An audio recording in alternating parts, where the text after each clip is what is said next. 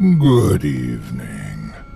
I'm storyteller Otis Jiry, and I ain't your grandfather. From where I'm from, we don't do bedtime stories. And if that's what you were expecting, you're in the wrong place. If it's terrifying tales you're after, well then, I've got just the thing.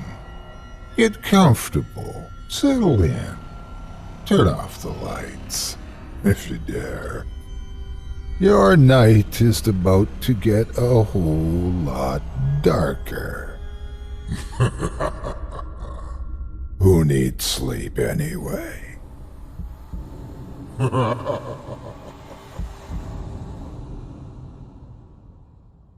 Rocking Horse Creek by C.K. Walker, narrated by Otis Jiry. My brother Teddy died December 11th, 1999, during our annual family Christmas party. He was 12 and I was 9. I wish I could say it wasn't my fault, but at the end of the day, the whole thing had been my idea. I'm from Woodbury, Minnesota, as is my entire extended family. Every Christmas, my parents would host a holiday party to eat, drink, and gossip. It was always a boring event, but I loved seeing all my cousins. The adults usually stuck us kids in the basement or the loft, but that year, my brother convinced them to let us go sledding at the park instead. We bundled up in our purple Vikings parkas and loaded up the sleds with blankets and our pockets with hand warmer packets. Then me, my brother, and our cousins, Mike and Jeff, set off at the sledding hill, which was about a half-mile down the road. As soon as we were out of view of the house, Teddy stopped. "You guys want to do something fun?" he asked. "Hell yeah, of course." "I want to go sledding," I muttered. "Yeah, well, sledding is for babies," said Jeff. "That's what I was thinking, too," his brother added. Teddy smiled. "Good, because I want to take you guys somewhere way more awesome." "Where are we going?" I asked nervously. "Mom and Dad will get mad if they look for us in the park and we're not there." "They won't look. They're too drunk," Teddy laughed. "But I think we should go to Rocking Horse Creek," he added cruelly. Rocking Horse Creek was actually more of a small river than creek, but it had been called that for as long as I can remember. The creek had been named by neighborhood kids who found an almost life-sized rocking horse sitting abandoned and half-submerged in the water. No one knew where it had come from, as no one knew the actual name of the river, because no one had ever been stupid enough to tell their parents that they went there. "But Rocking Horse Creek is almost a half-hour walk from here," I whined. I was already cold and didn't feel like walking that far. Mike snorted. "Don't be a baby. There are extra blankets if you're cold, plus hand warmer packets in your pockets." "Yeah," Jeff added, "and if you want, we can pull you along on the sled just like the baby you are." Mike and Jeff laughed, but Teddy didn't, and he punched Jeff in the arm. "Stop it, you guys. I'm not a baby. And why go to the creek anyway? It's probably ice." "Because it'll look hella cool," Teddy said. "Yeah, I want to go," said Mike. "We could tie our jacket strings to some sticks and go ice fishing." "Yeah." "Well, I'm really good at ice fishing," I lied, "so I have to go so I can help you." "Sure you are," Jeff rolled his eyes. The walk didn't take an hour. It was more like 35 minutes, though it did feel longer due to the cold. When we approached, we saw that the river was indeed frozen over. The ice looked several feet thick, though it was hard to tell. Mike and Jeff were really excited about it and kept testing their weight on the thinner ice of the riverbank. I sat down on my sled and drew a couple of blankets around me. "I'm smaller than them, so I'm colder," I justified to myself. Ted, Mike, and Jeff stood on the riverbank and threw rocks onto the ice to see if they could break it. When they failed to produce even the smallest crack, Jeff announced it was time to play Ricochet Dare. I hated Ricochet Dare. As soon as Jeff suggested it, I felt a cold stone drop in the pit of my stomach. Ricochet Dare was something we'd been playing since we were little kids.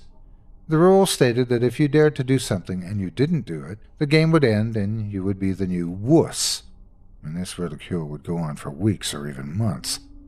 However, if you did go do it, and then you got to dare someone in return.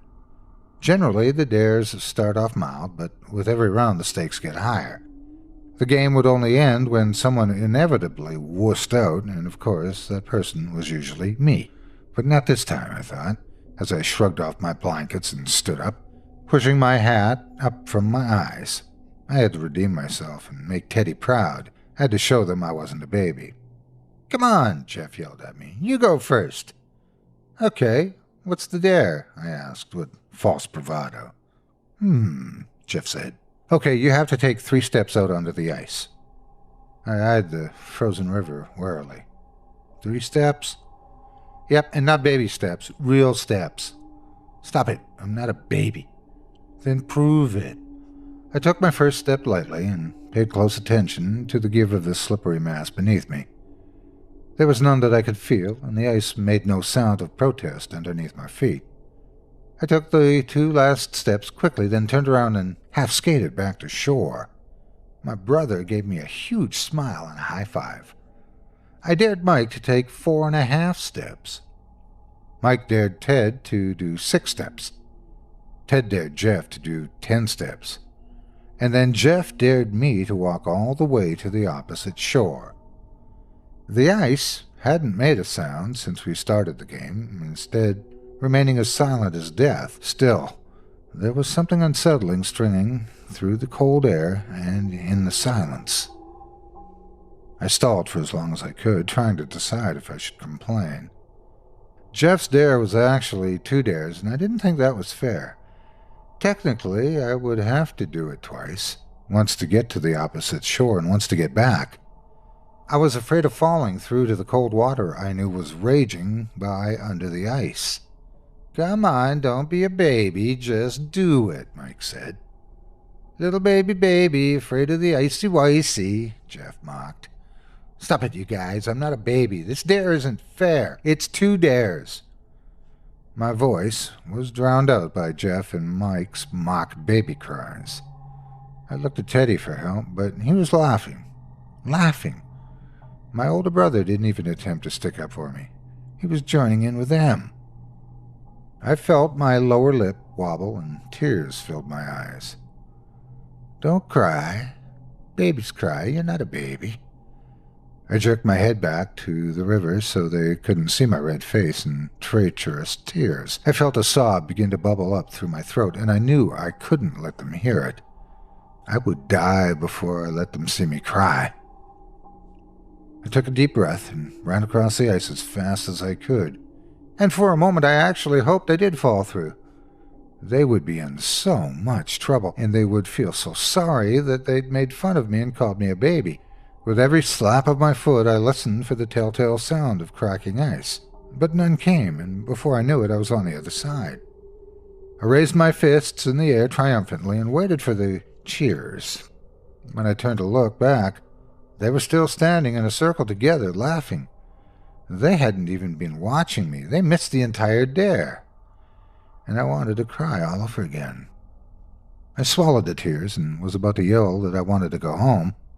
But just then I noticed something dangling from the tree above them. How had I forgotten? I was the only one who had noticed it, and I realized it was my ticket to revenge and redemption. But who to dare? I stood silently watching them as they joked with each other and pointed at each of them in turn, silently mouthing to myself, "Eeny, meeny, miny, mo, catch a tiger by the toe. If he hollers, let him go. Eeny, meeny, miny, mo." My finger landed on Teddy. Good, I thought.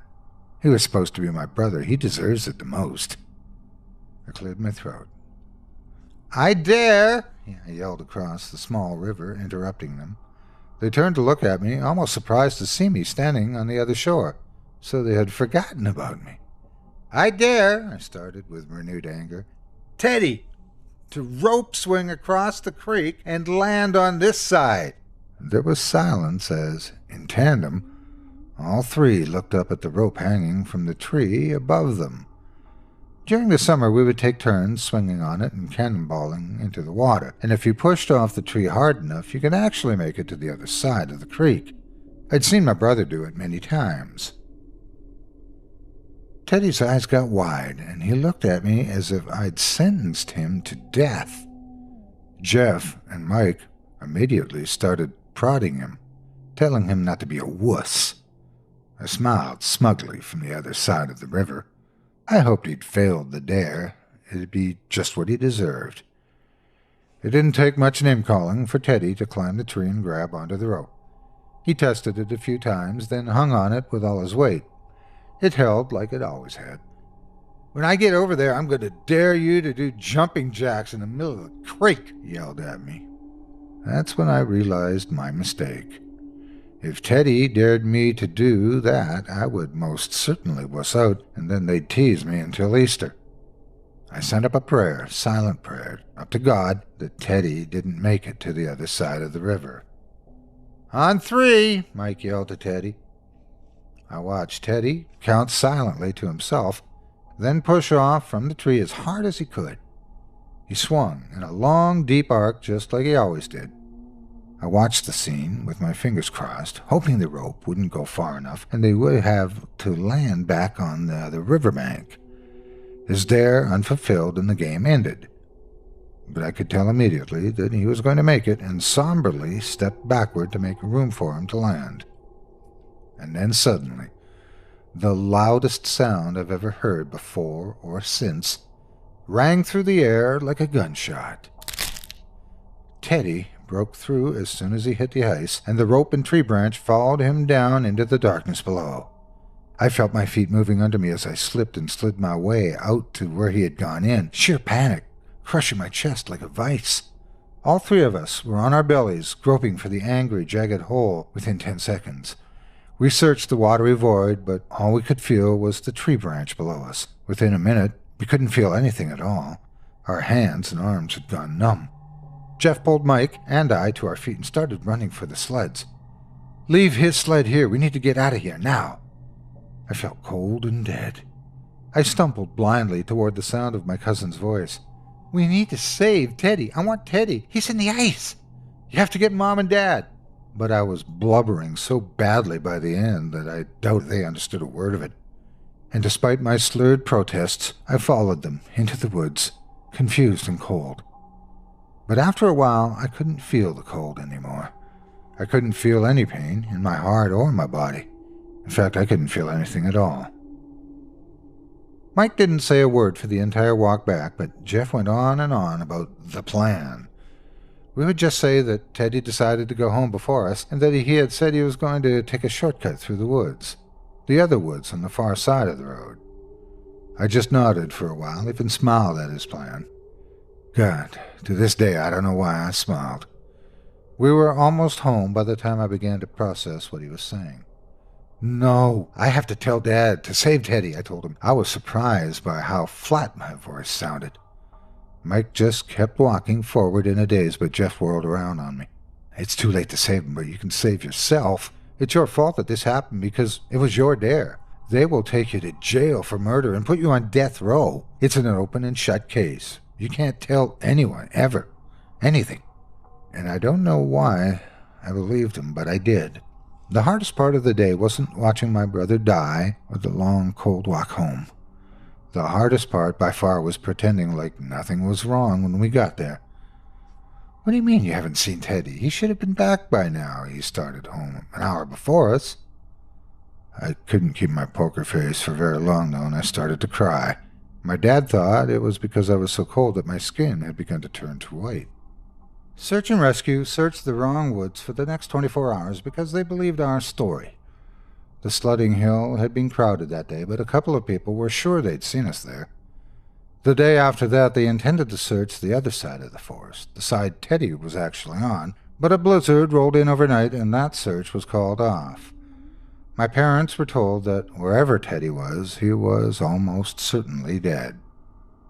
Parents in the neighborhood stopped letting their children play in the woods, even in the summer.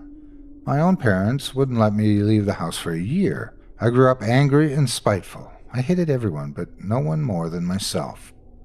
I applied to college just to get away from my parents, whose constant love and support felt vile and wrong to me.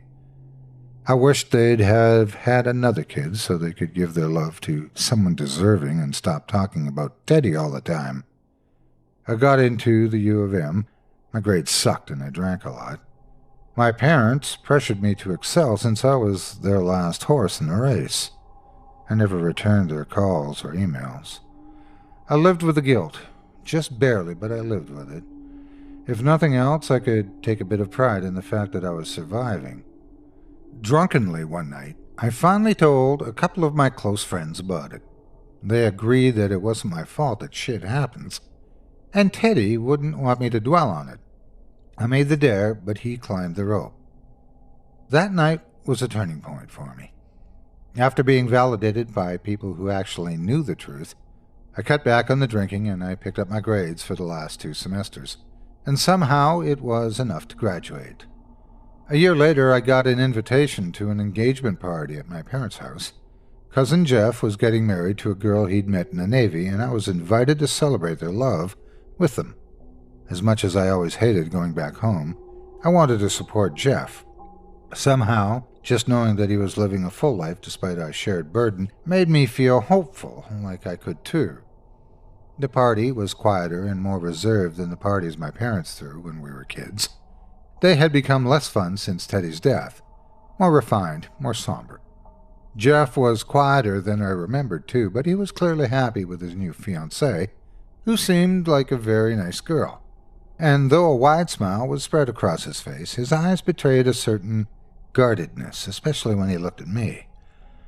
I got up the courage to talk to him only once. We shared an awkward hug, and I congratulated him on the engagement and asked him about his brother. Jeff told me that Mike was addicted to heroin and living in Arizona somewhere. I said that it seemed Mike had never really recovered. Jeff said he didn't know what I was talking about and walked away. I spent the rest of the party hugging relatives, making small talk, and pretending to drink. Sobriety is suspect in my family. After a while, I went outside to take in a cigarette and a moment of peace, and in the secrecy of the autumn air, I started to cry. This party, it should be boisterous and loud. My parents should be lively and laughing. Mike should be running around the party, daring people to take mystery shots. I should be cheerfully telling stories from college and talking about my plans for graduate school. And Teddy should be here instead of lying dead at the bottom of a riverbed. I flicked my cigarette under my car and wiped the wetness from my cheeks. I knew what I had to do and where I had to go. I had to see the river that had haunted me since I was 9. Had anyone been back to Rocking Horse Creek? Was Teddy's sled still there? Had they replaced the rope? Had the creek dried up? This was my worst fear. It had secrets I didn't want to live to see revealed. I lit another cigarette as I walked and began to list all the reasons that this was a bad idea. I spent the hike either begging myself to find the strength to turn around or begging for the courage to continue on. I arrived at Teddy's grave before I was ready. The creek was loud and the water was moving quickly. Recent rain in the area to blame, no doubt. The rocking horse itself was in bad shape. Only its head was visible above the water now, and it was so rotted you could barely tell what it was anymore. No one had replaced the rope. I sat down next to the creek and took it all in. It was hard to believe this was the same place from which I still woke up screaming. It seemed to have healed since taking Teddy's life. If it could heal, maybe I could heal too. The tree was so full you wouldn't think it ever lost a single branch. The creek innocently bubbled by, full of life and vigor. Everything here was so different than I remembered, even the rocking horse. Where the toy had once been cheerful, almost animated, it was now just a morbid, misshapen head. Its eyes were pointed directly at me, and they bore a soulless stare right through me. It sent an involuntary shudder through my body, and I turned away from the horse's head in revulsion. I immediately saw what the horse had been looking at. a sliver of red plastic jutting out from the ground behind me. Teddy's sled. My reaction was visceral, and I had to lean over and vomit in the grass beside me. It was real. It had happened. Had I been pretending it wasn't real? Was that why I had really come here? To pretend that the past was gone and didn't matter anymore? How could I forget that what this place really was? I stumbled to my feet and began walking down the riverbank away from the buried sled, pausing every few feet to dry heave. I just wanted to get away from it, that thing that was all that remained of my brother. Everything that used to be Teddy laid at the bottom of the river now. I pulled a cigarette from my pack with a shaking hand. As I tried to light it, I tripped over something and fell forward, my cigarette rolling down the riverbank and into the water. It was a rope, and I knew right away that it was Teddy's rope. I kicked it away from me. It was worse than the sled. If I had anything left to throw up, I know I would have. The end of the rope lay deteriorating on the riverbank, with the length of it disappearing into the murky water of the river. And maybe I am morbid, or sick, or crazy, but I suddenly decided that I wanted to know. I wanted to see. I crawled over to it and picked it up. I felt just as it did all those summers ago when I used to swing from it into the water as Teddy clapped from the shoreline. I began to pull the rope out of the river. The water was fast-moving and the rope was heavy. The creek didn't want to give up its secrets so easily, and it rebelled against my efforts. Still, I pulled harder. Just as I felt I was coming to the end of it, something long and thin breached the surface of the river. I saw it for only a moment before the rotted rope snapped and it sank back into the dark abyss. I almost dove in after it, but as I stood on the riverbank, my brain screaming at me, I realized what I'd almost done. What if that was Teddy? Would I want to see? Breaking from my trance, I hurled the rest of the rope into the river and fled into the woods. My lungs struggled to draw breath, and the trees began to spin around me. I anxiously lit another cigarette and let the shudders rack through my body as I waited for the nicotine to calm me. I stood there in the middle of the woods, the rope 20 feet behind me at the bottom of the river, and took short drags off my cigarette. And when my breathing had become bearable again, I felt someone watching me. It was Teddy, of course. He sat with his back against a tree, faded purple parka still bright in the mid-afternoon sun, and in some parts bleached almost as white as his bones. Ripped foil from an opened hand-warmer pocket was clutched in his hand, still remaining after all these years. He stared at me accusingly. The deep eye sockets of his skull were somehow not empty. Instead, they held a knowing consciousness that he knew what we had done. We knew we'd left him to die. But we hadn't known that, Teddy. We hadn't. We didn't know you crawled out of the river. We didn't know you were freezing to death as we ran home to bury our secrets. We would have saved you, Teddy, if we had known. You know that. We would have saved you.